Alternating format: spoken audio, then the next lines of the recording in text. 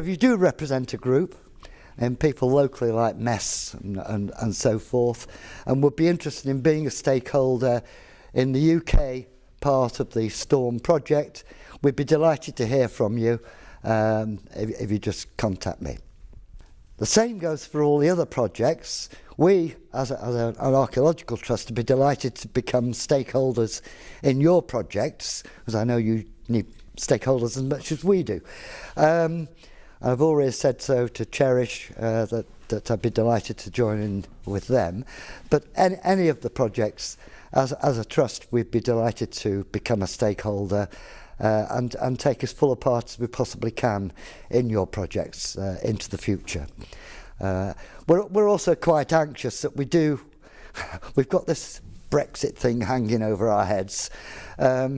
And of course, constantly being asked the question, what happens post-Brexit? You know, it's a European project you're involved in. Well, fingers crossed. Fingers crossed. A few things might happen, but one of them hopefully will be that UK will still get included in many European projects, as some countries already do from outside the EU. It'd be disappointing if we didn't continue to have some sort of involvement into the future. And this project's been a really interesting insight into working with people across Europe. We've got a project here that has been involved in multiple countries. There will presumably be a final report. Will it be produced in all those languages? That's a very good question. No. It will be produced in English. It will be produced in English.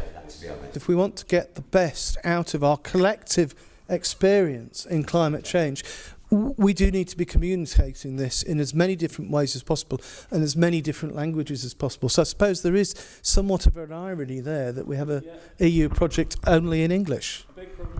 A big problem from what we produce, the output of Storm, is it's all in English. So it's actually not very useful for a Turkish site manager in the middle of Turkey or a Greek in the middle of Greece to be able to use. I'm sorry, I was very surprised that there wasn't a ready answer there. Yeah, okay. Cherish is Wales, Ireland, and so we operate trilingually. So we, Welsh Language Act means that as a government organisation, everything we produce has to be bilingual. So every tweets, Facebook posts, everything. The Irish Gaelic Language Act isn't so strong, but we're trying to make the effort to strengthen that side of it. So we're producing the newsletters, not so much of the interactive sort of message bilingually.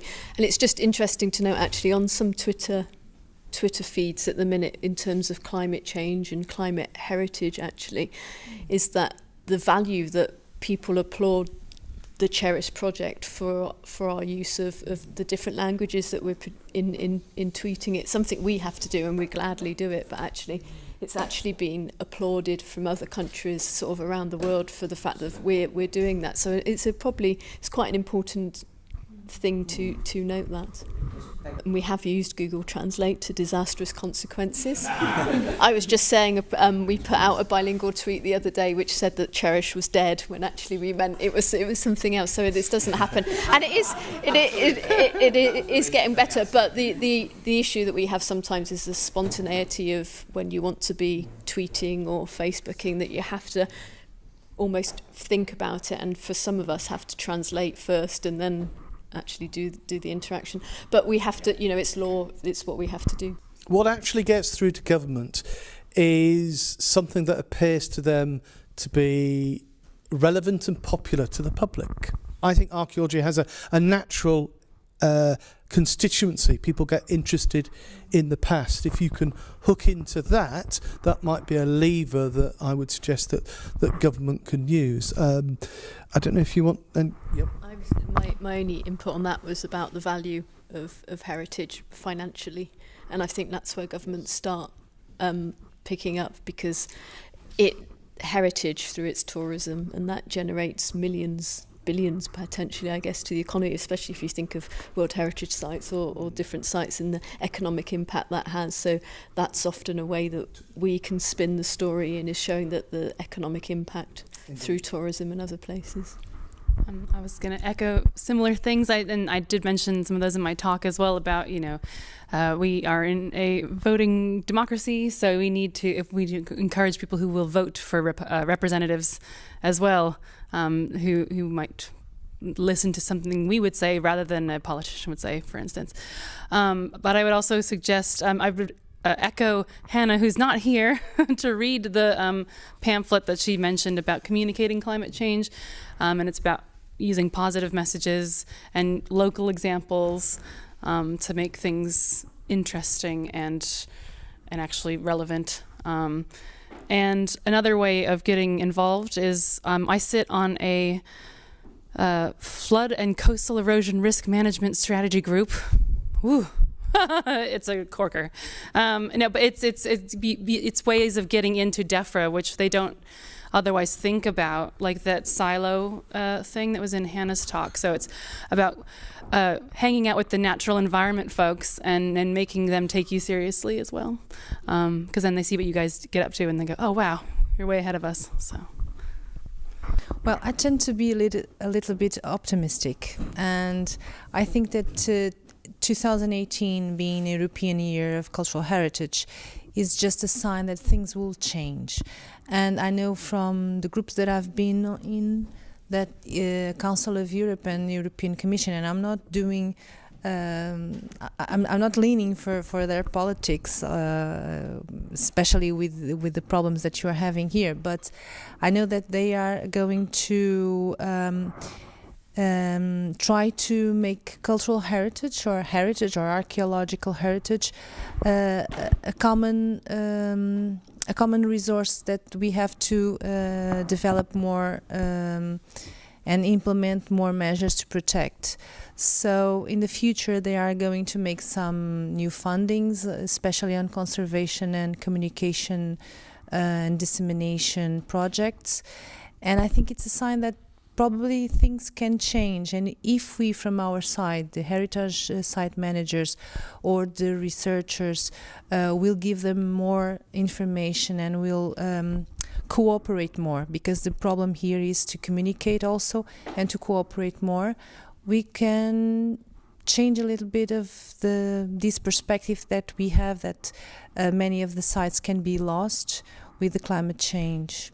Well, heritage organisations like to bandy about figures in terms of the value of heritage and archaeology, and that value can be expressed in a number of ways. One is the economic value to the economy, and depending on how you cut it, certainly in England, there's estimates of anywhere from 19 to 25 billion pounds a year in terms of the economic value to the economy. I haven't seen equivalent figures for, say, Italy or Portugal, or Greece or Austria, come to that, but I'm sure that a similarly large, significant part of the GDP is relevant. But there's another value as well which we need to remember, and that is the social value, that the health and welfare value. Now I know in Storm that's not necessarily a part of the heritage landscape we've been looking at, but it is implied by the project looking to get members of the public involved in gathering data, going out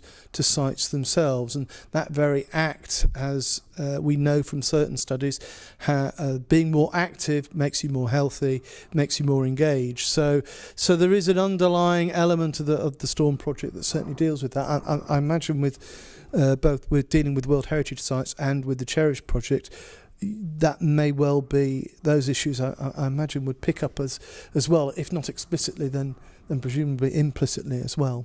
I've certainly found that working within a World Heritage site makes life a lot easier in many ways, because of the sort of strong stakeholder presence across the sector, and ideas of the economic value are also quite useful in terms of securing funding.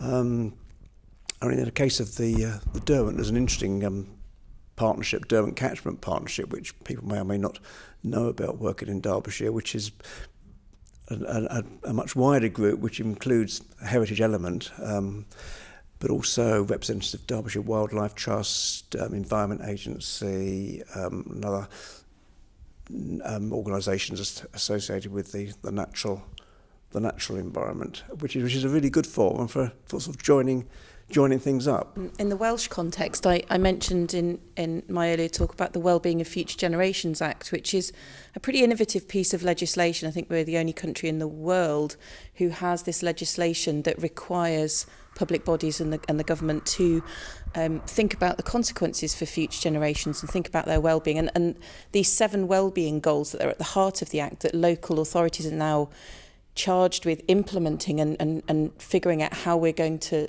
take that sort of forward-looking approach.